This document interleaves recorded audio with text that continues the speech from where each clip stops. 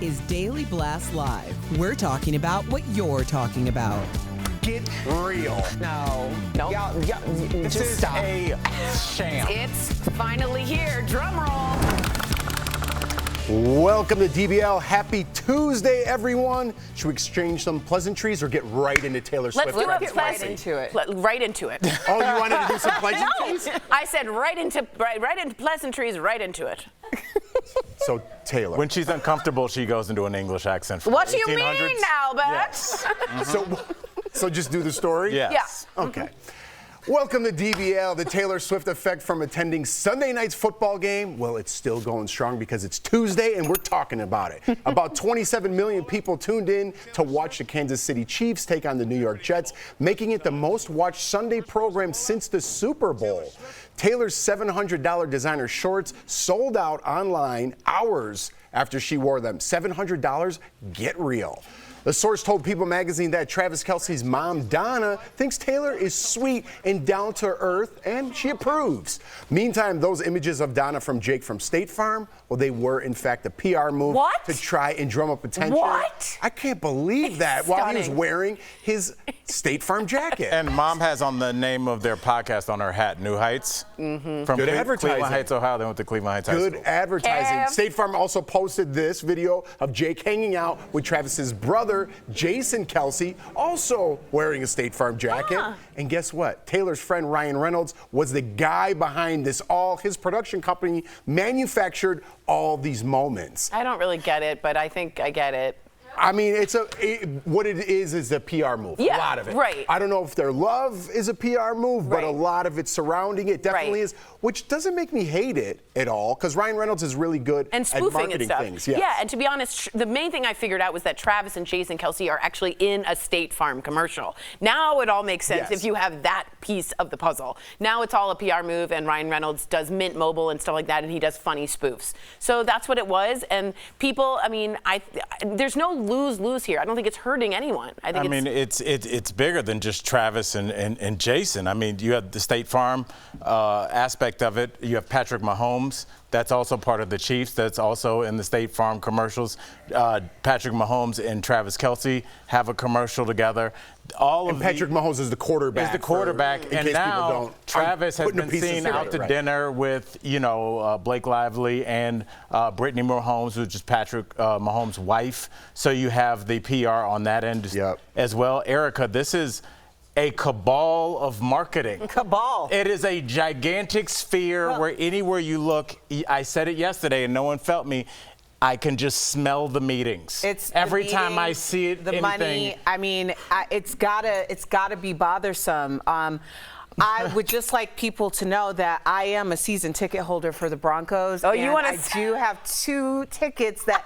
Oh my gosh, are Kansas City coming? I think they are, Erica. I think I could stay home that day. And if anybody was interested in those tickets. Because apparently everybody's making money. So Swifties hit me up. That's right. Unless she's at that game, unfortunately, you're stuck. Because nobody wants a Broncos ticket. Exactly. That's funny. That's why I'm going to put it up now. Yeah, but she's going to be at that Erica, game. you're joking, but we never talk about the secondary market that's also created from things like this, where it's just like, not only do you have the merch that's going to come from that, people reselling their tickets anywhere where these people are. People are making money on different levels. It's a win-win. Real quick, I have to show you in 2020, a couple for Halloween went as, let's take a look. It's just crazy as Travis and Taylor. I think he didn't have a costume. Neither yeah, did he didn't. Neither she did just put his heart around her eye. You're right. So they got invited to the game, by the way, 3 years later. How many people would have a picture like that, though? Yeah, Travis. Your husband's got a Travis Kelce. Everybody in Kansas City. Peter probably has one. Our incredible. For sure. Yeah. And if Tori put a heart around her eye, all of a sudden they're Taylor and Travis. Hey, whatever. They got invited. Good on them. Yeah, good for them. I guess so. Win-win. I guess so. Speaking of cabals, last night we had a cabal of late night shows return after being off the air for 5 months during the writer's strike. So Seth Meyers said he was grateful to be back and thanked the Writers Guild. Stephen Colbert said his wife was getting tired of chanting his name at home. And Jimmy Fallon said his dad was happy the strike was over so he could get back to watching Jimmy Kimmel. You guys missed that joke? Dialogue. Speaking of Kimmel, he did a bit at the beginning of his show with Arnold Schwarzenegger as his therapist. Let's watch. And the thing is, this strike, it's been going on so long, I just don't know if I'll be back. You'll be back. You always say that. But when? Now, your show starts. Oh, Get to the chopper! there's a chopper? There always is a chopper. How did they get him to do that? Because I think He misses that stuff, I bet. Absolutely. Yeah, he was still want to be part of pop culture. He was all of pop culture for the 80s, and I think he's embracing like his funny dad side. We're going to get to that. Totally, yeah. Listen. Nothing makes you appreciate your job like not knowing if you're going to have one.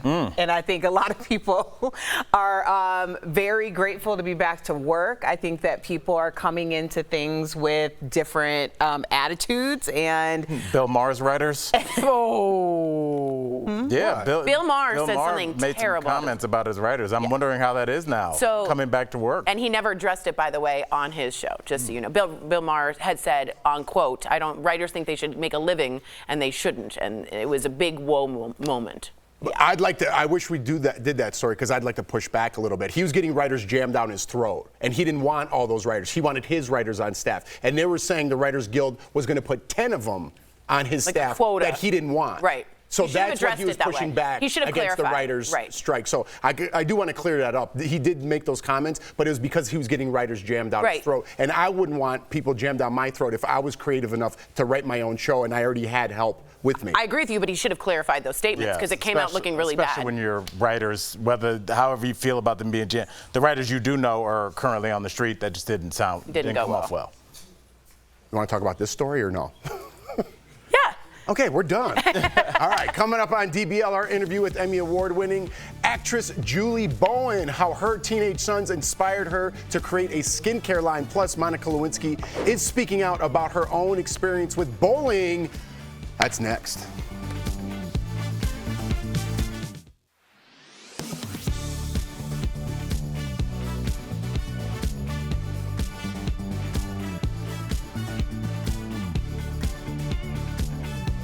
no, we didn't all just see the light. I was like, did a light just Yeah. flash? There was a bright light that flashed. Well, it happened mid-show When? just now. No, that wasn't the plan. We're going to relight a little bit. Just Thank you. I'll give you the date. Okay. Oh, hello, everyone. Reading a fascinating book. No, you can't start with that. Okay, Tori, the writers are back. Are you a late night person? So Brooks actually turned on Seth Meyers this morning because he was super excited to see. I'm not a late night person. Don't like it. I find it cheesy, corny, but he loves it, and we watched a closer look.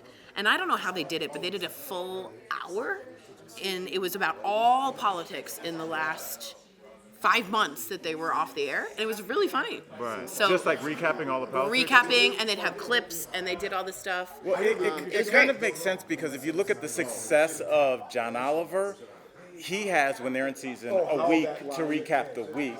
And his writers can go after each story and really dig in and get facts. But they have like days. Right, Yeah. but when things are happening in real time, I'm sure it's almost like SNL, but on steroids, where you're looking at the stories at 6 a.m. and they have to be ready for air at 11 p.m. or whenever they tape, probably not even that late, maybe 5. Which is why Seth Meyers is so good. If you didn't know, he was head writer of SNL, so he also had to be. He had to flip things quickly. Right. So I think it's a good position for him to be in. I just heard. It's actually, I forgot, I verified that on the plane.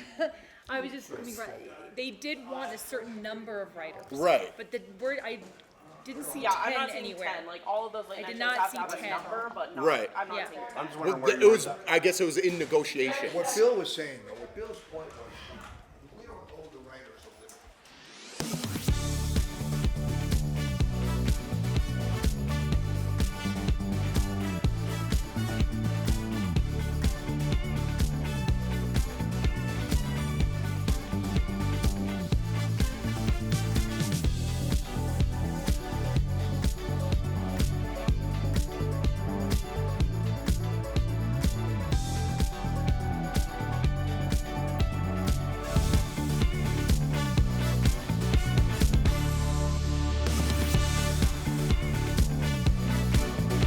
Welcome back to DBL. It's October 3rd, otherwise known as Mean Girls Day. It's all because of this famous scene from the film. Let's watch. On October 3rd, he asked me what day it was. It's October 3rd. That's it? Yeah, that was the day. Tori already started talking to me, and then we came back on camera. I thought the song was longer. Yeah, I thought it was a little longer too. Tori, but that resonated with you. Yeah, when Jonathan Bennett came on the show, I asked to recreate it, so we actually have a clip of that. We just want to see which one who did it better, me or Lindsay Lohan. On October 3rd, he asked me what day it was. What day is it? It's October 3rd. Right. That's it? Yeah. You did a whole thing, though. I know. Well, that was a small clip of the montage. That was a small clip of the whole thing, and Jonathan Bennett and I became friends after that, so it was really lovely, and yeah, it was nice. What are we supposed to talk about for the next 2 minutes? I do want to ask a question as a 46-year-old black man, where obviously Mean Girls, I didn't even know that movie was as popular as it was. I think I don't even know if there's a musical. It wouldn't surprise me. I didn't realize there is. how much On it Broadway, resonated with know. the culture. So Yeah. I know that there was also the Bring It On. There was that era where it's like, it was kind of like the bullying, Mean Girls. What was that? Exactly what you said. Yeah. Bullying, I mean, was Mean it Girls. that prevalent that so many people could relate to it? Not only so prevalent, Tina Fey made a whole spoof on it, and it spoke with everyone, so it really did resonate. I had no idea. All right. Well, speaking of bowling, just like what we're talking about, October is also Bowling Prevention Month, and Monica Lewinsky is talking about being bullied over her affair with Bill Clinton more than 25 years ago. She was on the Today Show talking about a new PSA that draws awareness to the harm caused by self-bullying. So in the campaign, she had people write down the negative things people think about themselves and then had them repeat those words to a loved one. The point being, we are harder on ourselves than we would ever be with another person. That makes sense because I feel like I'm definitely harder on myself than any other critic I have in my life. Right. I think it's, especially if you consider yourself, I think it can come from one of two veins. One is if you are, it comes from being depressed, or it could be a mental health issue. But then also I feel like if you are a very a perpetually growing person in the way that you can't shut things off, like now you hear people like Idris Elba, who is basically putting himself in like a therapy or whatever because he can't shut off his work ethic.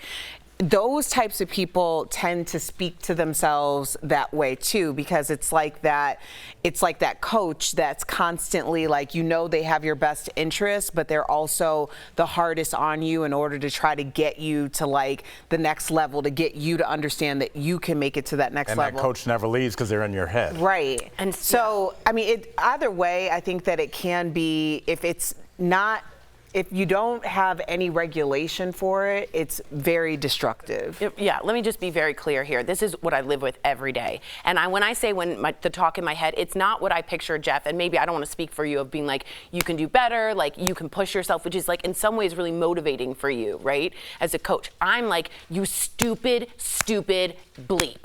How bleeping dumb are you, bleeping stupid idiot?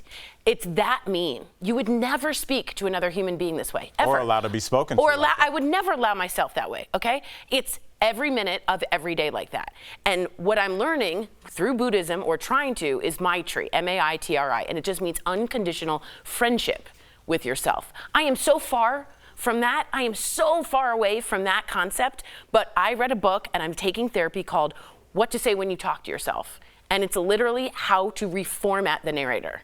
And I have had a really hard time, and that's currently what I'm dealing with. Instead of, if I trip, it's all right, you made a mistake. It is so difficult. I appreciate you sharing. Yeah, I do too. I think that that's a very vulnerable thing to share, and I also think that a lot of people will resonate with you. I'll say, from a point of someone who had a lot of negative self-talk in a season of my life, what I learned was the same thing, that the way that I wouldn't speak to anyone else, the way that I spoke to myself, I also realized that I thought I was only punishing myself, but I was also affecting all the relationships around me.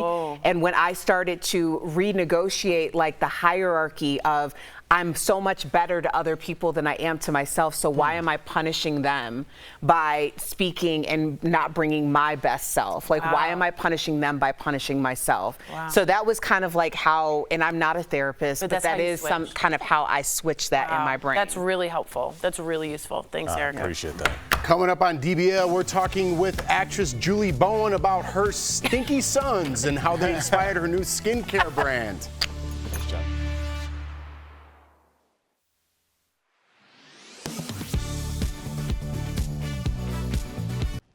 We can't play you the sound of an emergency alert here on TV during a non-emergency. That's actually a violation of broadcast law. But if you've ever been alarmed by your phone's warning of severe weather or a missing person, you know the alert we're talking about. And viral videos claim no matter where you are in the U.S., it'll be sounding off on everyone's phone on October 4th at 2:20 in the afternoon. It is going to happen to every single phone that is powered on. So will there be an emergency test alert tomorrow? We checked in with several sources here to verify yes, and it's not intended to be a surprise. FEMA and the FCC announced the plan in August to sound the alarms nationwide on October 4th, 2023 at 2:20 p.m. Eastern Time. FEMA says this test will ensure, quote, the systems continue to be effective means of warning the public about emergencies, particularly those on the national level. That would include national security events like a terror attack, missile threat, or other major public safety issue. The FCC explains the wireless emergency alert system will push out warnings to cell phones over a 30-minute period during that test. They'll look like a text message and identify themselves as a test. To get the alert, phones will need to be turned on, have service, and be compatible with the alert system, which covers most modern cell phones. You have to be connected to a cell phone network, so just remember to switch your phone to Wi-Fi only or airplane mode if it's a bad time to receive the alert. FEMA says the emergency alert system on TV and radio will also be tested, interrupting regular programming for a minute. With your Verify, I'm Abby Larico.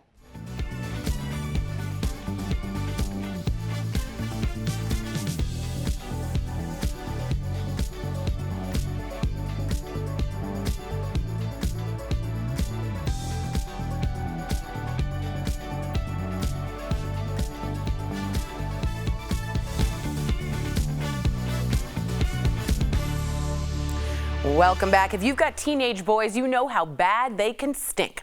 In the battle against dirt, smell, and funk, there's a new sheriff in town. Earlier, we spoke with Emmy Award winner Julie Bowen about her new body care line for teenagers, JB Scrub. Take a look.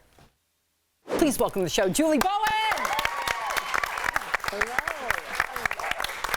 Hi, Julie. Good to see you. So I can't imagine, but running the house with all boys sounds like a challenge. What is something you now know about raising teenage boys that you wish you knew earlier? Oh, boy. Well, I mean, I wish someone had told me about the smell. Truly, I had no idea how terrible it can get. It is... Soccer shoes are maybe the worst smell I've ever smelled, and I'm making it a mission that JB Scrub will someday come up with something that can tackle a soccer shoe. But right now, I'm not sure anything can tackle that except for fire, maybe. Yeah, it's pretty bad. But another thing that I've learned is they don't need you most of the time. They don't need you 95% of the time. But when they do, it's a freaking emergency, and they need you there.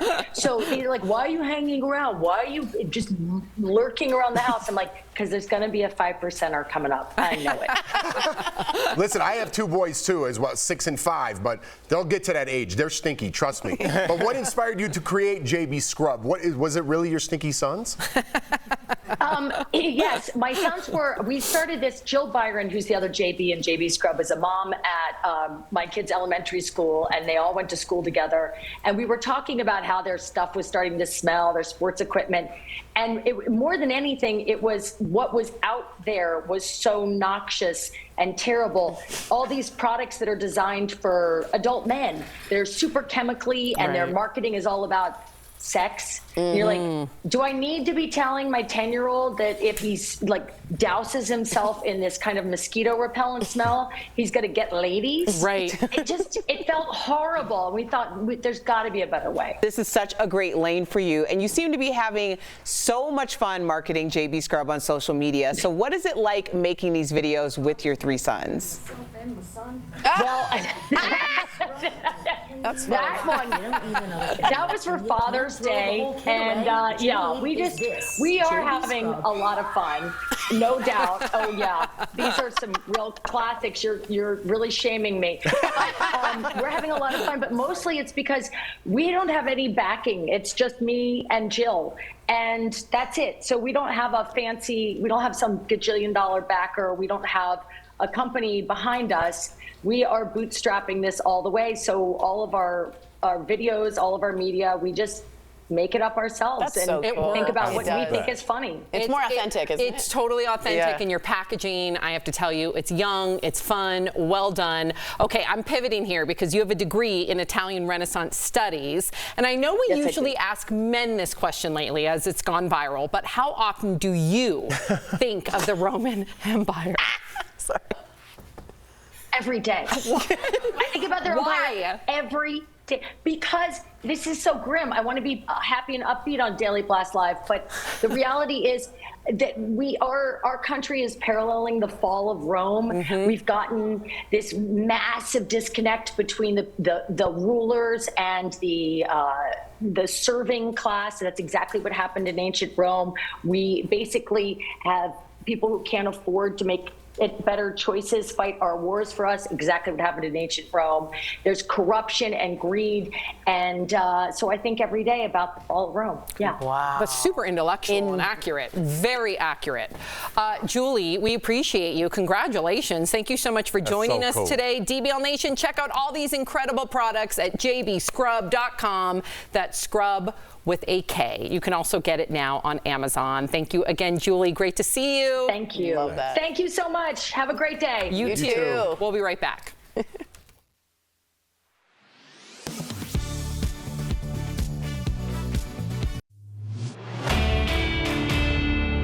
With the holiday season quickly approaching, many people will want to decorate their homes and yards to celebrate. But can some of those fake decorations actually pose a danger to woodland creatures? Let's verify. Our sources are Morgan Raphael with the Carolina Wildlife Conservation Center, Jennifer Gordon, Executive Director with Carolina Waterfowl Rescue, and Fallon Owens, Extension Wildlife Biologist with North Carolina Wildlife Resources Commission. Experts say animal run-ins with these types of decorations are less common than other human-made items like glue traps, for example. I would say, 5 cases or so a year. As compared to something like a glue trap that we could see 5 cases in a week. But Raphael stressed the fake spider webs can still harm wildlife. So it's dangerous for chipmunks, birds, squirrels, turtles, snakes. Pretty much any wildlife can get caught up in them, and it's very dangerous.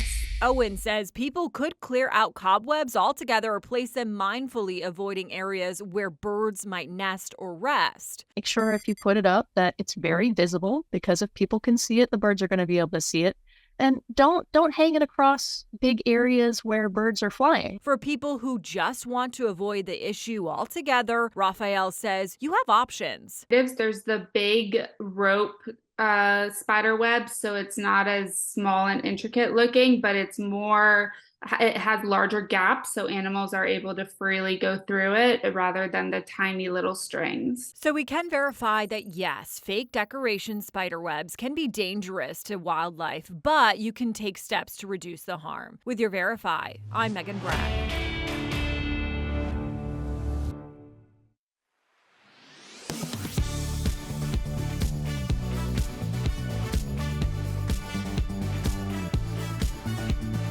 Court is back in session this week considering a new list of cases. So we have the fast facts to know at the beginning of the new term, looking to these sources.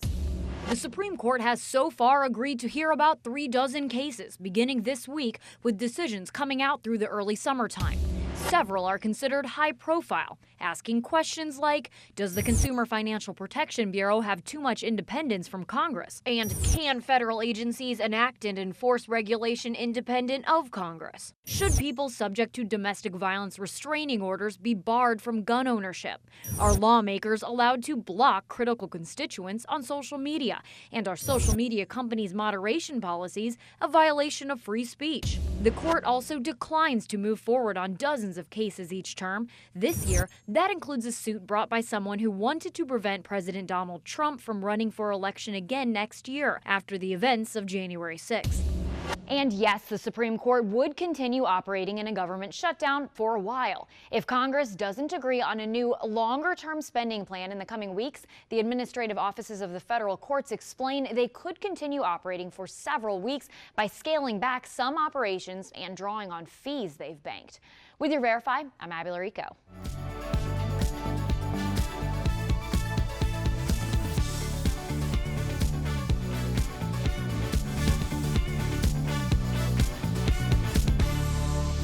Welcome back. We've got some great products from our friends at Morning Save. Check them out.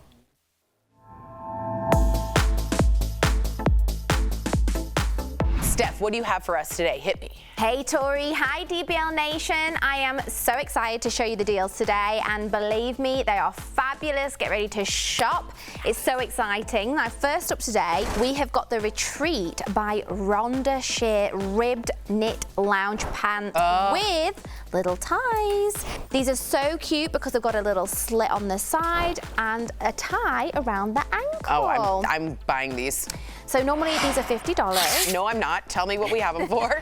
We have them for $12.99. Yes! That's saving 74%. Very, very pretty. Cute sneakers, Highly you're recommend. done. Now check out this, Tori. We've got the iTouch Explorer 3 smartwatch. Ooh. It will track things like your heart rate, sleep, and steps. It's lightweight, scratch resistant, and comfortable. Oh my God, I'm into this. I know, normally it's $125. Nope, no, I'm not. We have got it, however, for $39.99. That's saving 68%. I'm buying that pink one immediately. Isn't How it cute? the cutest color? Yeah. Now check out this, Tori. We've got the Mica 4-liter compact mini refrigerator. Oh boy. This deal includes one refrigerator, and people love to use these to keep their skincare and beauty products fresh, organized, and cool inside. Or if you like a bit of a nighttime snack, keep your snacks and drinks in it next to the bed. Normally this is $50. Okay, not bad. We've got it for $19.99. That's saving 60%. I definitely put my eye patches in there. Yeah, I was gonna say I would put some champagne or whatever. Right, exactly. And check out this. This is the 4-pack Secure Bright pop-up lanterns with emergency lights. What? In addition to the lantern's main light, it also has got an LED flashlight and an emergency red light here. Normally this is $50. Okay. We have got a 4-pack for $24.99. That's saving 50%. This is so good to just keep in your trunk.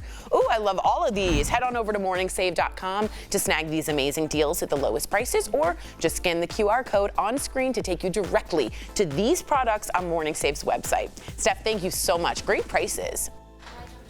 My kids love those little like lanterns that you pull out. I was hoping you would say that because I want the lanterns, and it's like good to know I'm in good company. Yeah. My kids love it because you just pull them out, and then they got magnets on the back too, so you could stick them around, you know, and stuff. So Handmade they hello. like just running around. Yeah, that's cool, because if you have a car, you can work on it. You can put it right up there and work under the car. Yeah, they're always place changing with my a oil, magnet. you know what I mean? Fixing my brakes. We'll see you tomorrow. Those mechanics. Yes.